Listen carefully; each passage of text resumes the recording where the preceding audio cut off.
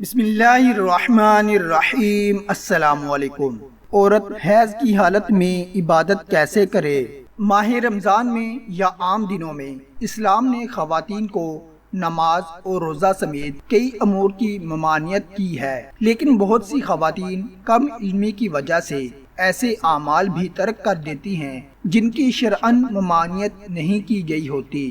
ایک خاتون نے فتاوی آن لائن میں معروف عالم دین مفتی محمد شبیر قادری سے اسی نوعیت کا اہم ترین سوال کرتے ہوئے جب یہ پوچھا کہ دوران رمضان حیض شروع ہونے پر عورت کون سی عبادت یا وظائف کر سکتی ہے؟ کیا دوران حیض عورت وضو کر سکتی ہے، نہا سکتی ہے؟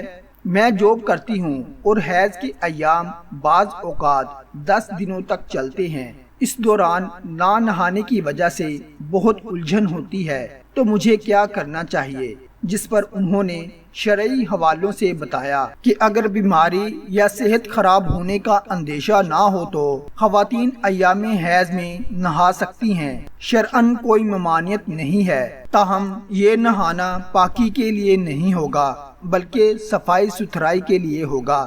دوران حیض خواتین کے لیے قرآن مجید کی تلاوت کرنا، نماز ادا کرنا اور روزہ رکھنا وغیرہ جیسے امور ممنوع ہے، منع ہے، لیکن دعا کرنا، وظائف پڑھنا، ذکر و اذکار کرنا اور درود پاک پڑھنا جائز ہے۔ البتہ روزوں کی قضا کی جائے گی۔ طواف کعبہ اور قربت، تلاوت قرآن اور بغیر گلاب قرآن پاک چھونے کے مانع ہیں۔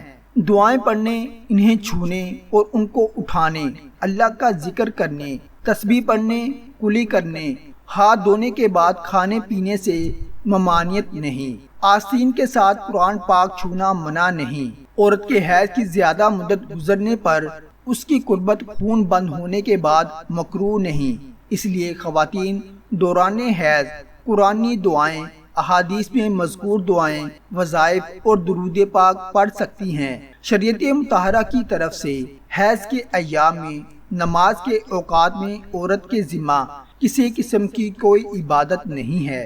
البتہ مسلمان کی شان یہ ہے کہ اس کا کوئی بھی وقت ذکر اللہ یا با مقصد کاموں سے خالی نہ ہو۔ لہٰذا حیض کے ایام میں عورت کے ذمہ چونکہ نماز پڑھنا تو نہیں ہے، لیکن اس کا مطلب یہ نہیں کہ ان اوقات کو فضول کاموں میں لگ کر ضائع کر دیا جائے، بلکہ ان اوقات کو مفید دینی کتب کے مطالعہ اور ذکر و اذکار دعاؤں میں صرف کرنا چاہیے۔ حائضہ عورت کے لیے مستحب ہے کہ نماز کے وقت وضو کر کے جتنی دیر نماز پڑھنے میں لگتی ہے اتنی دیر مصلی بچھا کر بیٹھ کر ذکر و دعا کرتی رہے، تاکہ عام اوقات میں جو وقت عبادت میں لگتا تھا وہ ضائع بھی نہ ہو اور عبادت کی عادت بھی باقی رہے۔